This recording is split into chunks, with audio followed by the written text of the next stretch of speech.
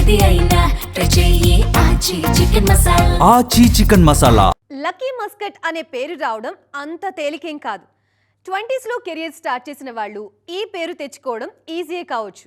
కానీ 20 ఏళ్లుగా హీరోయిన్గా కొనసాగుతున్న బ్యూటీ ఈ పేరు తెచ్చుకోవడం మాత్రం మామూలు విషయం కాదు.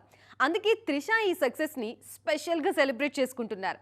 ఆల్రెడీ సక్సెస్ మూడ్లో ఉన్న త్రిష ఇప్పుడు షేర్ చేసిన విషయం ఏంటి?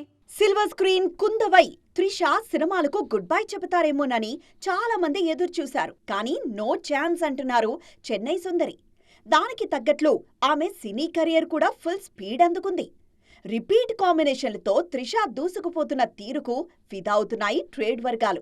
రీసెంట్ గా సూర్య హీరోగా నటించిన సినిమా కరుప్పు. ఇందులో త్రిష నాయిక. ఇప్పుడు ఈ మూవీ 300 కోట్ల దిశగా పరుగులు తీస్తోంది. ఆల్రెడీ ఈ జోడీకున్న క్రేజ్ కూడా సినిమాలో ప్లస్ అయింది. ఈ మూవీలో లాయర్ ప్రీతి క్యారెక్టర్లో మెప్పించారు త్రిష. సూర్యకే కాదు, అజిత్కి కూడా లక్కీ మస్కట్గా మారారు త్రిష.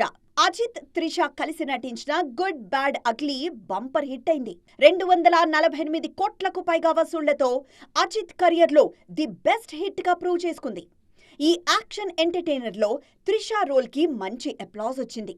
అజిత్కి మాత్రమే కాదు, విజయ్తో కూడా ది బెస్ట్ హిట్స్ ఉన్నాయి త్రిష కెరియర్లో. లియోలో విజయ్తో జోడీ కట్టారు త్రిష.